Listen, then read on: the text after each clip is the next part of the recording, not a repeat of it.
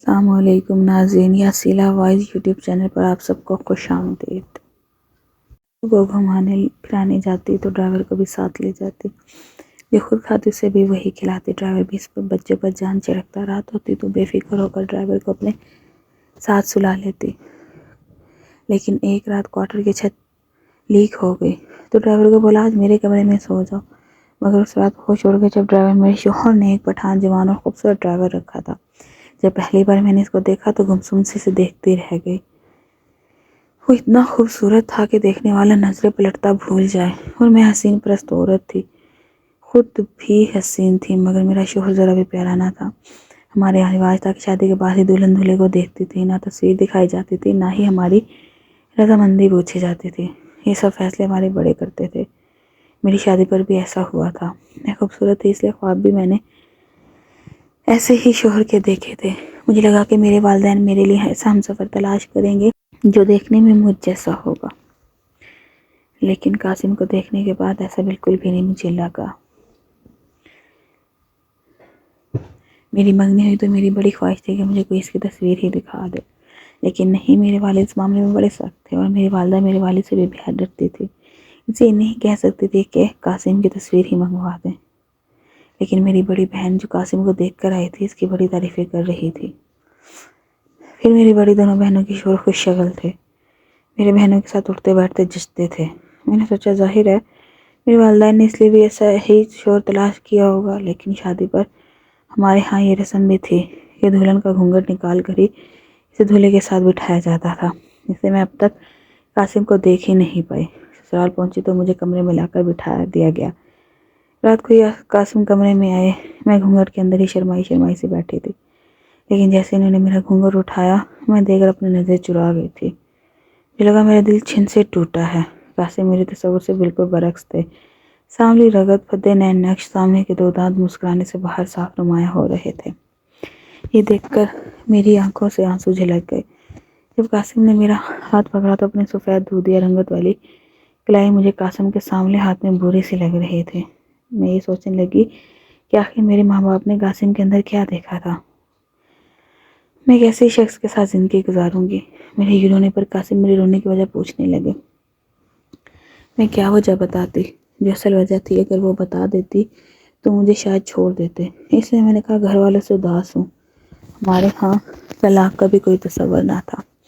دلہا پسند ہو نہ ہو، لڑکی کو بس وہی زندگی گزارنی پڑتی جہاں اس کے والدین اس کی شادی کر دیتے۔ میں بھی جانتی تھی کہ اب جو کچھ بھی ہے قاسم ہی ہے، دل ملے نہ ملے نصیب تو مل ہی چکے تھے۔ چند دن بعد جب میں اپنے میکے رہنے گئی تو میں نے اپنی والدہ اور بہنوں سے کہا کہ آپ نے کیا دیکھ کر میری شادی قاسم سے کی؟ یہ کہتے ہوئے میرے آنسو جھلکنے لگے تھے۔ میری بہنیں مجھے ہکا بکا دیکھنے لگی۔ میری والدہ کہنے لگی کیا کمی ہے اس میں، اچھا خاصا کماتا ہے، بلکہ تم تو اپنے دونوں بہنوں میں زیادہ سکھی زندگی گزارو گی۔ قاسم کا اپنا بڑا گھر، اچھا کھاتا پیتا ہے، گاڑی ہے، تمہاری بہنوں کے شوہر تو کرائے کے گھروں میں رہتے ہیں، موٹر سائیکل پر ہی تمہاری دونوں بہنیں شوہروں کے ساتھ آتی جاتی ہیں۔ میں نے کہا اماں میں نے زندگی انسان کے ساتھ گزارنی تھی، اس کے گھر اور چیزوں کے ساتھ نہیں۔ میں بھی موٹر سائیکل کا سفر کر لیتی، کرائے کے گھر میں رہ لیتی، پر شوہر تو ایسا ہوتا جو دیکھنے کا جی چاہتا۔ میری ماں نے مجھے ڈانٹنا شروع کر دیا، کہنے لگی تو ناشکری عورت ہے، اتنا بھی برا نہیں ہے، وہ اچھا خاصا ہی تو ہے۔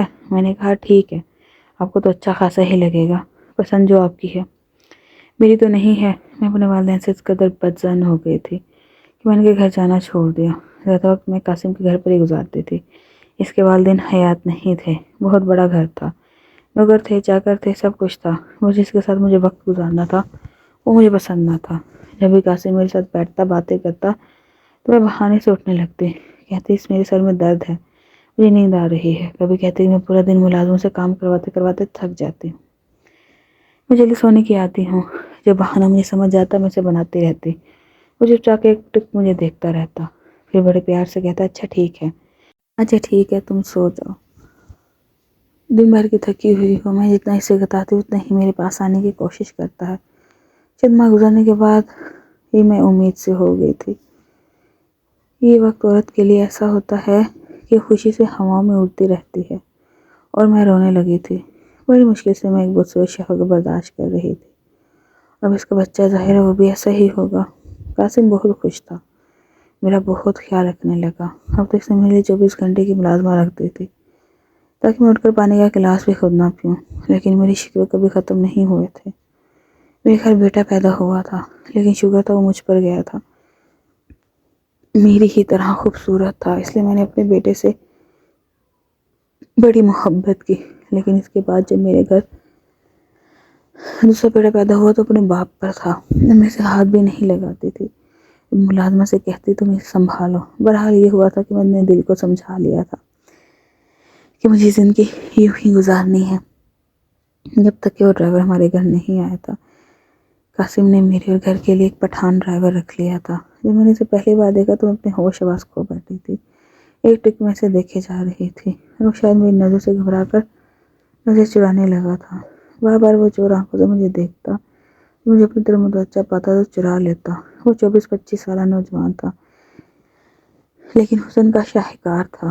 میرے شوہر نے سے 2-4 سوال پوچھے کہ تمہیں گاڑی تو ٹھیک سے چلانی آتی ہے، کیونکہ تمہیں میں گھر کے لیے ڈرائیور رکھنا چاہتا ہوں، یہ بچوں کا معاملہ یہ نہ ہو کہ منہ میں نسوار ڈالے تم گاڑی چلاؤ اور کہیں نہ کہیں ٹھوک دو۔ سن کر جب وہ پٹھان نظر مسکرانے لگا تو اس کے گھر پر پڑنے والے ڈمپل تو جیسے میری جان لینے لگا تھا۔ میرے شوہر سے کہنے لگا نہیں صاحب جی، میں نسوار نہیں کھاتا اور گاڑی بھی بڑی احتیاط سے چلاتا ہوں، آپ بے فکر رہیں۔ میں یہ سن کر بڑی خوش ہو گئی کہ میرے شوہر نے اسے ڈرائیور کو نوکری پر رکھا ہے۔ میرے شوہر نے کہا کہ ٹھیک ہے، صبح 7 بجے تمہیں میرے بچے کو اسکول چھوڑنے جانا ہے، اس کے بعد بیگم جہاں کہے اسے لے جانا۔ ویسے میری بیگم باہر کم ہی آتی جاتی ہے، ہاں لیکن شاپنگ کے لیے کبھی کبھار چلی جاتی ہے۔ وہ کہنے لگا جی صاحب جی، آپ بے فکر رہیں، معلوم کو مجھ سے کوئی بھی شکایت نہیں ہوگی۔ اب تو میرا زیادہ تر وقت باہر گھومنے پھرنے میں ہی رہتا تھا۔ جیسے ہی بچے اسکول سے آتے میں نے کھانا وانا کھلا دیا اور کہا کہ چلو آج پارک میں گھومنے چلتے ہیں۔ بچے بھی بڑے حیران کہ ہماری ماں کو آج ہوا کیا ہے، کہاں وہ میری منتیں کرتے رہتے تھے کہ میں کہیں لے جائیں، لیکن میں گھر سے باہر ہی نہ نکلتی تھی۔ آج مسعود کہہ رہی تھی وہ جلدی سے تیار ہو گئی، میں بھی آج خوب دل سے تیار ہوئی تھی۔ اچھا سا کڑھائی والا جوڑا پہنا، میک اپ کیا، بالوں کو بھی کھلا چھوڑ دیا۔ جیسے میں باہر آئی تو ڈرائیور اپنے کندھے پر رکھے رومال سے گاڑی کا شیشہ اور گاڑی صاف کر رہا تھا۔ میں نے کہا جلدی سے گاڑی میں بیٹھو، میں نے پارک جانا ہے۔ فوراً سر ہلاتا اور گاڑی میں بیٹھ گیا۔ چوکیدار نے مین ڈور کھول دیا، پھر بچے گاڑی کی پچھلی نشست پہ بیٹھ گئے۔ میں نے گاڑی کا جب فرنٹ ڈور کھولا تو وہ پٹھان نوجوان ڈرائیور مجھے دیکھنے لگا، کہنے لگا بیگم صاحبہ آپ پیچھے بیٹھ جاؤ۔ میں نے کہا کیوں، آگے بیٹھنے میں کیا مسئلہ ہے، ویسے بھی مجھے آگے بیٹھنے کی عادت ہے، ویسے میں آگے ہی بیٹھوں گی۔ یہ کہہ کر میں آرام سے اس کے ساتھ بیٹھ گئی، لیکن میں نے محسوس کیا کہ میرے یوں فرنٹ پر بیٹھنے سے اچھا نہیں لگا۔ وہ ماتھے پر تیوری چڑھائے گاڑی چلا رہا تھا اور میں چاہتی تھی کہ اس کے دل میں میرے لیے کوئی بھی بدگمانی نہ پیدا ہو، مجھے برا نہ سمجھے۔ اسے جب ہم پارک میں گئے تو میں نے کہا تم بھی اندر آ جاؤ، گاڑی میں بیٹھے بیٹھے کیا کرو گے۔ وہ خاموشی سے پارک کے ایک بینچ پہ بیٹھ گیا۔ میرے بچے وہاں پر کھیلنے لگے، میں کچھ دیر تو جان بوجھ کے پارک پر چہل قدمی کرتی رہی، اسے دیکھتی رہی۔ وہ نظر جھکائے بیٹھا ہوا تھا یا پھر بچوں کو کھیلتے ہوئے دیکھ رہا تھا۔ کچھ دیر بعد میں ہی بینچ پر بیٹھ گئی، میں نے دیکھا کہ وہ کچھ تذبذب کا شکار ہوا تھا۔ میں نے جان بوجھ کے اس کے ہاتھ پر ہاتھ رکھ دیا، وہ بری طرح چونکا تھا۔ میں نے کہا تم بہت خوبصورت ہو، بڑی خوش نصیب ہوگی وہ لڑکی جس کی تم سے شادی ہوگی۔ وہ اس سے مجھے دیکھنے لگا، میں نے فوراً سے موضوع بدل دیا، پھر میں بچوں کے ساتھ ایک ریسٹورنٹ میں چلی گئی۔ وہ باہر ہی بیٹھا تھا، میں نے کہا آؤ بچے شوق سے برگر کھاتے ہیں، یا تمہیں بھی برگر کھلا دیتی ہوں۔ برگر کا نام سن کر اس چہرے پر میں نے مسکان دیکھی تھی، میں بھی بہت خوش ہو گئی۔ چلو اس کا موڈ تو ٹھیک ہوا۔ سے گاڑی لاک کر کے ریسٹورنٹ کے اندر آ گیا، لیکن بیٹھا دوسرے ٹیبل پر تھا۔ میں نے ویٹر سے برگر لانے کے لیے کہا اور اس ڈرائیور کے لیے بھی آرڈر کر دیا۔ میں نے دیکھا وہ بڑا خوش ہو کر وہ برگر کھا رہا تھا، ساتھ میں پیپسی کی بوتل بھی پی رہا تھا۔ میں سمجھ گئی کہ وہ کھانے پینے کا شوقین ہے، اس لیے جب بھی میں باہر جاتی کبھی سے آئس کریم تو کبھی برگر، کبھی پیزا، کچھ نہ کچھ کھانے کا لالچ دیتی رہتی اور وہ خوش رہتا۔ وہ خود سے زبانی باتیں بھی کرتی رہتی کہ مجھے وہ اچھا لگتا ہے۔ وہ چہرے پر ناگواری ڈالے میری باتیں سنتا تھا، لیکن میں نے نوٹ کیا تھا کہ وہ میرے بچوں کے ساتھ بہت محبت کرنے لگا تھا۔ ایک بار دوپہر کے 11 بجے ہی تیز بارش شروع ہو گئی۔ میں نے دیکھا کہ وہ بےحد پریشان تھا، کہنے لگا آج میں بچوں کو جلدی ہی اسکول سے لے آتا ہوں، اگر میں نے ان کی چھٹی کا انتظار کیا تو سڑک پر پانی بھر جائے گا اور گاڑی بھی خراب ہو جائے گی، بچے پریشان نہ ہو جائیں۔ یہ کہہ کر وہ فوراً سے بچوں کو لینے کے لیے چلا گیا۔ اس کا میرے بچوں کے لیے یوں پریشان ہونا مجھے اچھا لگنے لگا تھا، تو میں یہ کوشش کرتی کہ جیسے تیسے بھی قاسم مجھ سے بدگمان ہو جائیں اور مجھے چھوڑ دے تاکہ میں کسی نہ کسی طرح اس پٹھان ڈرائیور سے شادی کر لوں۔ قاسم اب تک یہ گھر اپنے بہت سی زمینیں میرے نام کر چکے تھے، اسے میں جانتی تھی کہ اگر مجھے طلاق دے تو میرے پاس ٹھیک ٹھاک دولت آ چکی تھی، مجھے خوبصورت لوگ پسند تھے، یہ جو کہہ لے کہ خوبصورتی میری کمزوری تھی اور اس خاطر میں کچھ بھی کر گزرنے کو تیار تھی۔ چند دن بعد ایک بار میرے شوہر کے نمبر سے فون آیا، میں نے فون اٹھایا تو وہ اجنبی تھا۔ جب اس نے سنائی پہلے تو میں دل پکڑ کے بیٹھ گئی۔ وہ کہنے لگا آپ کا شوہر کا ایکسیڈنٹ ہو گیا اور ہاسپٹل میں ہیں۔ اس نے مجھے کہا کہ ہاسپٹل کا نام بتایا اور فوراً سے کہا کہ آپ یہاں پہنچ جائیں۔ میں نے جس فون بند کے فون سے باہر کی طرف لپکی، چند قدم میں نے تیزی سے بڑھائے لیکن پھر ایک دم سے رک گئی۔ میرے دماغ میں ایک عجیب سا شیطانی خیال آنے لگا کہ میرا شوہر ہاسپٹل میں ہے اور اس کا ایکسیڈنٹ ہو چکا ہے تو ہو سکتا ہے وہ تشویشناک حالت میں جب ایک اجنبی کا فون آیا۔ پھر میرے دل میں ایک اچھا ہو گیا تاکہ میرا راستہ صاف ہو جائے۔ میں جان بوجھ کے اپنے شوہر کے پیچھے نہیں گئی، میں نے اپنا فون بھی آف کر دیا۔ میں نے سوچا کہ اگر میرا شوہر بچ گیا اور مجھ سے پوچھے گا تو میں کیا کہوں گی کہ مجھے تو کسی کی کال نہیں آئی، میرا تو فون ہی بند تھا۔ بہرحال کچھ دیر میں اس انتظار میں بیٹھی رہی کہ کب مجھے ملے، لیکن اچانک مجھے تیزی سے گاڑی سے باہر نکلنے کی آواز آئی۔ میں فوراً سے اٹھ کر جب لان میں آئی تو چوکیدار بہت پریشان تھا، دروازہ بھی پورا کھلا ہوا تھا، پہنچ میں گاڑی بھی کوئی نہیں کھڑی تھی۔ میں نے کہا یہ ڈرائیور کہاں گیا؟ چوکیدار کہنے لگا بیگم صاحبہ ڈرائیور کے نمبر پر صاحب جی کے نمبر سے فون آیا تھا، ان کا ایکسیڈنٹ ہو گیا اس لیے ڈرائیور ان کے پاس گیا ہے۔ یہ سن کر میں نے حیرت کا اظہار کیا۔ میں نے کہا مجھے کیوں نہیں بتایا، کیسے ہو گیا ایکسیڈنٹ؟ میں نے یوں ظاہر کیا کہ جیسے میں ہر بات سے لا علم ہوں۔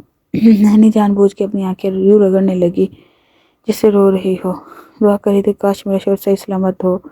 2 گھنٹے بعد جب ڈرائیور واپس آئے تو میرا شوہر اس کے ساتھ ہی تھا۔ مجھے حیرت کا جھٹکا لگا کہ نہ کہ اس سے ایک معمولی سی چوٹیں آئی تھی، ہلکا سا لنگڑا کے چل رہا تھا اور اسے سہارا دیتے ہوئے گھر کے اندر لے آیا۔ میں جوہر پور کے سوال کرنے لگی کیسے ہو گیا، اپنا خیال نہیں رکھتے؟ حالانکہ مجھے ذرا بھی اس کی پرواہ نہ تھی، مجھے تو یہ افسوس تھا کہ وہ زندہ بچ کر آ گیا۔ کہنے لگا کہ ابھی کوئی بھی جواب نہیں دے سکتا، میرے سر میں بہت درد ہے، ایسا کرو مجھے چائے بنا کر دے دو اور دوا بھی دے دو۔ میں نے اسے دوا دی، چائے دی، بنا کر دی، یوں ظاہر کرنے لگی جیسے مجھے اس کا بڑا احساس ہے۔ اس کے بعد چند دنوں میں وہ ٹھیک ہو گیا۔ یکدم سے کہنے لگا میں اب بیمار رہنے لگا ہوں، اس لیے اپنی باقی کی جائیداد بھی تمہارے نام کرنا چاہتا ہوں۔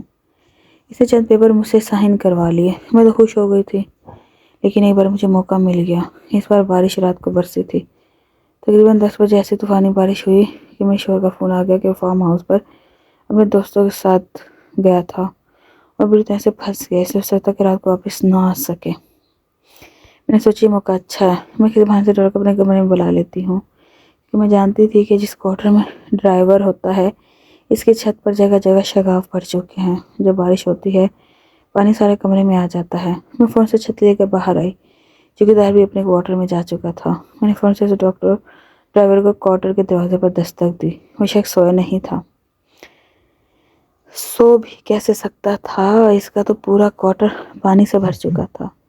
اس نے دروازہ کھولا اور بیزاری سے مجھے دیکھنے لگا، چھت پانی سے ٹپک رہی تھی اور وہ چارپائی کھڑی کیسے وہ دیکھ رہا تھا کہ کب پانی گرنا بند ہو وہ لیٹے۔ میں نے کہا اوہو تمہارا تو سارا کوارٹر پانی سے بھر گیا ہے، ایسا کرو تم اندر آ کر سو جاؤ۔ کہنے لگا بہت شکریہ بی بی جی، کہ مجھے نہیں لگتا رات بھر بارش رکے گی، میں یہی سوچ رہا تھا کہ میں کیسے سوؤں گا، لیکن جیسے ہی وہ لاؤنج کے اندر داخل ہوا میں نے اسے اپنے کمرے میں جانے کا اشارہ کیا۔ کہنے لگا میں کیسے آپ کے کمرے میں سو سکتا ہوں؟ میں نے کہا تمہارے ساتھ فارم ہاؤس ہیں اور رات گھر واپس نہیں آئیں گے، میرا کیا میں بچوں کے کمرے میں جا کر سو جاؤں گی، آرام سے میرے کمرے میں سو جاؤ۔ پہلے تو وہ کتراتا رہا، انکار بھی کرتا رہا، لیکن میرے بار بار اصرار کرنے پر وہ میرے کمرے میں چلا گیا۔ پھر جب میں بچوں کے کمرے میں بیٹھی رہی کہ اچانک سے میرے شوہر کی کال آ گئی، کہنے لگا کہ راستے میں بس کچھ دیر نہیں گھر پہنچ جائے گا۔ اس میں تمہیں پہلے میرا دل بڑا سا گیا، پھر میرا دماغ میں ایک اور آئیڈیا، میں نے سوچا کہ اس طرح میرے شوہر مجھے فوراً طلاق دے دے گا۔ میں فٹافٹ سے اٹھی اور اپنے کمرے میں چلی گئی۔ وہ ڈرائیور میرے بیڈ پر سو رہا تھا۔ جیسے میں نے کمرے کا دروازہ بند کیا جھٹ سے اٹھ بیٹھا، مجھے کمرے میں دیکھ کر وہ گھبرا گیا، کہنے لگا آپ کمرے میں کیا کر رہی ہو؟ مجھے پتا تھا کہ کچھ ہی دیر میں میرا شوہر یہاں پہنچ جائے گا، اس لیے میں اس کے ساتھ لگ گئی۔ وہ مجھ سے اپنا آپ چھڑوانے لگا، میں جان بوجھ کر بازو پھاڑ دی، وہ ظاہر کرنے لگی جیسے کہ وہ میرے ساتھ بدتمیزی کر رہا ہو، اور وہ شور مچانے لگی۔ یعنی اس وقت میرے شوہر نے دروازہ کھولا تو میں رونے لگی اور روتے ہوئے اپنے شوہر کے ساتھ لگ گئی۔ میں نے کہا یہ ڈرائیور میرے ساتھ، میرا یہ کہنا تھا کہ میرے شوہر نے ایک زوردار تھپڑ میرے منہ پر مارا۔ یہ دیکھ کر میں حیران رہ گئی، وہ ڈرائیور ہاتھ باندھے کھڑا تھا۔ میرا شوہر کہنے لگا کہ میں سب جانتا ہوں کہ تم میرے ساتھ کیا ڈرامہ رچا رہی ہو، میں نے سب کچھ اپنی آنکھوں سے دیکھا ہے، کیونکہ میں نے اس کمرے میں کیمرہ لگا رکھا تھا۔ مجھے پہلے ہی شک تھا کہ تم اس ڈرائیور کو اچھی نظر سے نہیں دیکھتی، اور پھر تمہاری ساری باتیں یہ ڈرائیور مجھے بتاتا تھا، تم کیسے کیسے اس پر مہربانیاں کرتی ہو، میں سب جانتا ہوں۔ یہ سن کر تو میں حیران رہ گئی۔ ایشور نے مجھے طلاق دے دی اور ساتھ میں یہ بھی کہنے لگا کہ جتنی جائیداد میں نے تمہارے نام لگائی تھی میں تم سے واپس لے چکا ہوں۔ جس پیپر پر میں نے تم سے سائن کرائے وہ پاور آف اٹرنی کے پیپر تھے۔ جب تم میری وفادار نہیں تو میری کسی چیز پر تمہارا حق بھی نہیں ہے۔ میں روتی دھوتی اپنے گھر چلی گئی۔ مجھے آج اپنے آپ پر بے حد افسوس ہو رہا تھا، میں اپنی خود پسندی میں اپنا گھر اجاڑ دیا تھا۔ کاش کہ میں اپنے شوہر سے ہی محبت کرتی، اسے اپنی وفا دیتی تو حالات آج کچھ اور ہوتے۔ اگر آپ کو میری کہانی پسند آئی ہو تو پلیز میرے چینل کو لائک کریں، سبسکرائب کریں۔ کل ملتے ہیں ایک نئی کہانی کے ساتھ۔ اللہ حافظ۔